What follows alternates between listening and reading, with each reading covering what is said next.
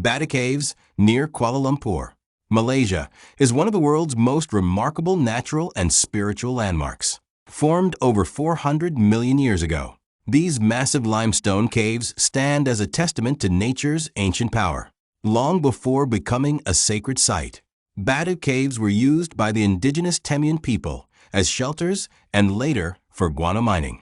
In the 1870s, American naturalist William Hornaday documented the caves while exploring Malaysia's dense jungles. The spiritual transformation began in 1891 when K. Thambusami Pillai, a Tamil leader, dedicated the caves to Lord Murugan after receiving a divine vision. Just 1 year later, in 1892, the first Thaipusam festival was celebrated here, turning Bata Caves into a major Hindu pilgrimage site. Today, visitors climb 272 steps to reach the main temple cave, a journey symbolizing devotion and endurance. In 2006, a magnificent 140-foot golden statue of Lord Murugan was unveiled, one of the tallest Hindu deity statues in the world. Bata Caves is not just a temple, but a living blend of faith, history, nature, and biodiversity, attracting millions of devotees and travelers every year.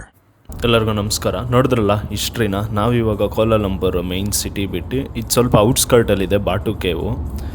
Around 20 minutes ಆಗುತ್ತೆ, 20 to 30 minutes. ನಿಮಗೆ ಪುಟ್ರಾಜಯ ಬಂದು airport ರೂಟಲ್ಲಿದೆ. So starting entrance ಬಂದಿದ ತಕ್ಷಣ ನಿಮಗೆ ಆಂಜನೇಯ ಕಾಣಿಸುತ್ತೆ. So ಎದೆ ಭಾಗದಲ್ಲಿ ರಾಮ ಇರೋದು.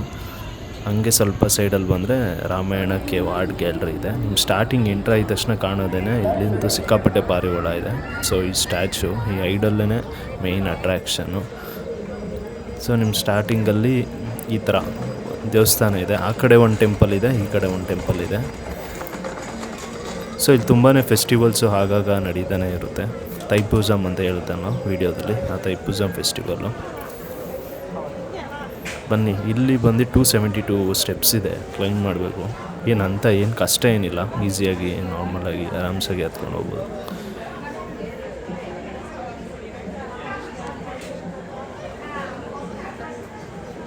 ನಾವೇನಾದರೂ ಡ್ರೋನ್ ಶಾಟಲ್ಲಿ ತೆಗೆದಿದ್ರೆ ಈ ಕಲರ್ ಇದೆಯಲ್ಲ, ಫುಟ್ ಸ್ಟೆಪ್ಸ್ ಕಲರು, ಅದು ಸಿಕ್ಕಾಪಟ್ಟೆ ಡಿಫ್ರೆಂಟಾಗಿ ಸಖತ್ ಯುನಿಕಾಗಿ ಇದೆ.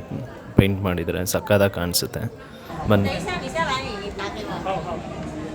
ಬ್ಯಾಕ್ ಸೈಡಲ್ಲಿರೋದು ನನ್ನ ಟ್ರಾವೆಲ್ ಬಡ್ಡಿ ಪವನ್ನು, ರಕ್ಷಿತ್ ಎರಡನೇ ಮೇಕೊಂಡಿದ್ದಾನೆ, ಒಂದು ಸಾಕಾಗಲ್ಲ ಅಂತ ನಾನು ಪವನ್ ಅಂತ ಕರೀತೀನಿ ಚೈಲ್ಡ್ಹುಡ್ಡಿಂದ. ಸೊ ಬನ್ನಿ ಹೋಗೋಣ ಮೇಲೆ ಏನಿದೆ ಅಂತ ನಿಮಗೆ ಮೋರ್ ಇನ್ ಡೀಟೇಲ್ಸ್ ಕೊಡ್ತಾ ಹೋಗ್ತೀನಿ.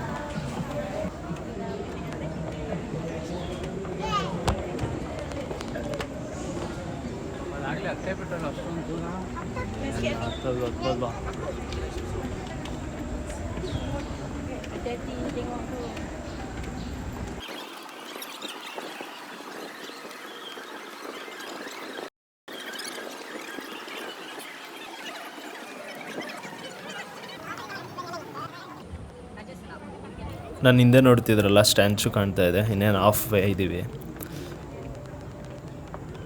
Almost statue ಸಮಾನೆ. ಸೊ ನೋಡ್ಬೋದು ಎಲ್ಲ ಸ್ಟೆಪ್ಸು. ಇವರೆಲ್ಲ ನಮ್ಮ ಫ್ರೆಂಡು ಭುವನ ಎಲ್ಲ ಇದ್ದಾರೆ.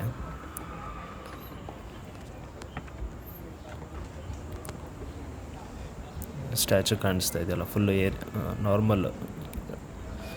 ಇವನು ಆರಾಮಾಗಿ ನಡ್ಕೊಂಬರ್ತಾವನೆ, ಆಗ್ತಾಯಿಲ್ಲ ಅವನ ಕೈಲಿ, ಕಷ್ಟಪಟ್ಟು ಬರ್ತಾವನೆ. ಬಾರೋ ಬೇಗ.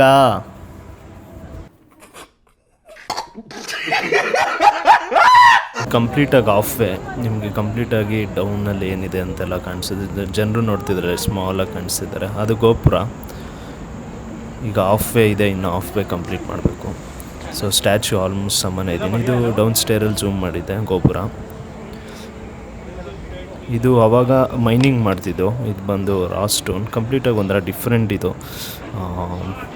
ನೋಡ್ತಾ ಇದ್ದೀರಲ್ಲ, ನಮ್ಮ ಕಡೆ ಬೆಟ್ಟ ಒಂಥರ ಡಿಫ್ರೆಂಟ್ ಆಗಿರುತ್ತೆ. ಬಟ್ ಇದು ಬಂದು ಆವಾಗ ಬಂದದ್ದು ಬುಡಕಟ್ಟು ಜನಾಂಗ ಆ ಥರ ಎಲ್ಲ ಇದ್ದರು. ಆಮೇಲೆ ಕಾಲಕ್ರಮೇಣ ಈಗೆಲ್ಲ ಚೇಂಜ್ ಆಗಿ ಮೈನಿಂಗ್ ಎಲ್ಲ ಮಾಡ್ತಾಯಿದ್ರು 80sಲ್ಲೆಲ್ಲ. ಅದಾದಮೇಲೆ ಕಂಬುಸ್ವಾಮಿ ಪಿಳ್ಳಯ್ಯರು ಅಂದರು ಹಿಸ್ಟ್ರಿಲಿ ಹೇಳಿರೋ ಹಾಗೆ. ಸೊ ಇವಾಗ ಟೆಂಪಲ್ಲು ಅವ್ರು with help of local Tamils ಮಲೇಷ್ಯಾದಲ್ಲಿ ರಿಸೈಡ್ ಆಗಿರೋನು. ಸೊ ಎಲ್ಲ ಟೆಂಪಲ್ ಬಿಲ್ಡ್ ಮಾಡಿದ್ದಾರೆ. ಸೊ ಬನ್ನಿ, ಸ್ಟಾರ್ಟಿಂಗ್ ಮೇಲೆ ಬಂದಿದ ತಕ್ಷಣ ಬಾಟು ಕೇವು, ಇಲ್ಲಿ ಗೋಪುರ ಕಾಣಿಸುತ್ತೆ. ಗೋಪುರ ಎಂಟ್ರಿ ಆಗಿದ ತಕ್ಷಣವೇ ನಿಮಗೆ ಈ ಥರ ವ್ಯೂ ಕಾಣಿಸುತ್ತೆ. ಫುಲ್ಲು ಆಲ್ಮೋಸ್ಟ್ ಗುಹೆ ಥರನೇ ಇರೋದು ಕಂಪ್ಲೀಟು. ನಿಮಗೆ ರೈಟ್ ಸೈಡಲ್ಲಿ ಇಡುಬಂ ಟೆಂಪಲ್ ಅಂತ,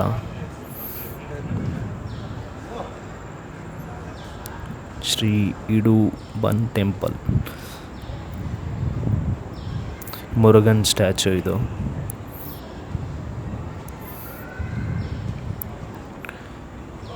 ಕಾಣಿಕೆ ಉಂಡಿ ಇದೆ.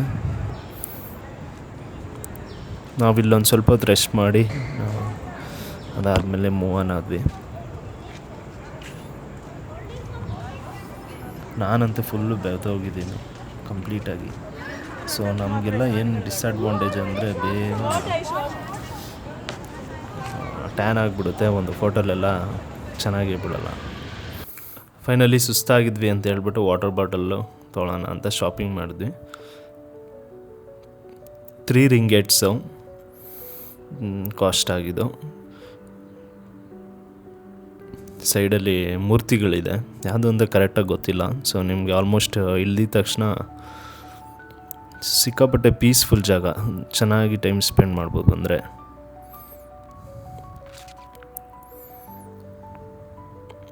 ಸೊ ನಾವು 5 ಮೆಂಬರ್ಸ್ ಹೋಗಿದ್ವಿ. ರಕ್ಷಿತ್, ಭುವನ, ಬ್ರಹ್ಮರಾಸಿಸು ಮತ್ತು ಬ್ರಿಜೇಶ್ ನೋಡ್ತಿದ್ದೀರಲ್ಲ. So we had a good time.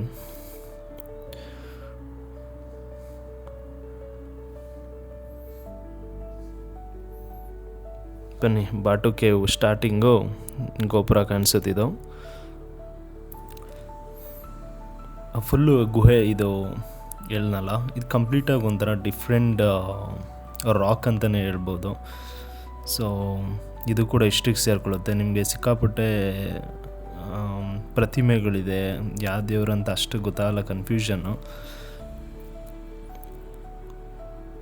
So ಈ ಕಡೆಯಿಂದ ಹೋಗಬೇಕು, ಈ ಡೌನ್ ಸ್ಟೇರ್ಸಲ್ಲಿ ಇಳ್ದು ಹೋದರೆ ಅಲ್ಲಿ ಮುರುಘಾ ಸ್ಟ್ಯಾಚು ಇದೆ. ಬನ್ನಿ ತೋರಿಸ್ತೀನಿ ಹಂಗೆ. ನಾನಿವಾಗ ಡೈರೆಕ್ಟ್ ಸ್ಟ್ರೈಟ್ ಹೋಗ್ತಾಯಿದ್ದೀನಿ. ಆ ಕಡೆ ಅಲ್ಲಿ ಮೆಟ್ಲು ಕಾಣಿಸ್ತಿದೆಯಲ್ಲ, ಆ ಸ್ಟ್ರೈಟ್ ಹೋದರೆ ನಿಮಗೆ ಅಲ್ಲೊಂದು ದೇವರಿದೆ.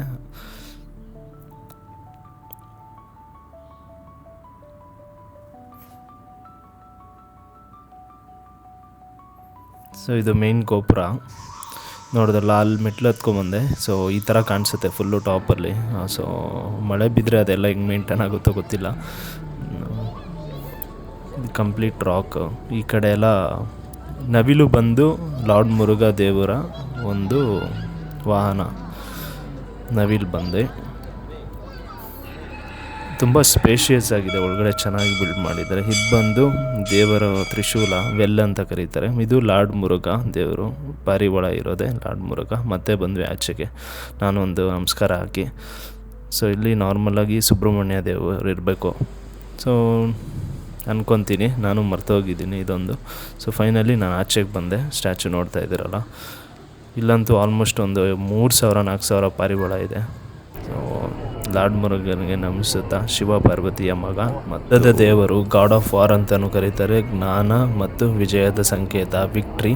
ಅದರಿಂದ ಲಾರ್ಡ್ ಮುರುಘನ್ನ ತಮಿಳವರು ಪೂಜಿಸ್ತಾರೆ ಹಾಗೂ ನಂಬ್ತಾರೆ. ಇಲ್ಲಿಗೆ ನಾನು ವಿಡಿಯೋ ಎಂಡ್ ಮಾಡ್ತೀನಿ. ಸೊ ನೀವು ಬಂದರೆ ಮಲೇಷ್ಯಾಗೆ ಬಾಟು ಕೇವ್ ವಿಸಿಟ್ ಮಾಡಿ. Take care.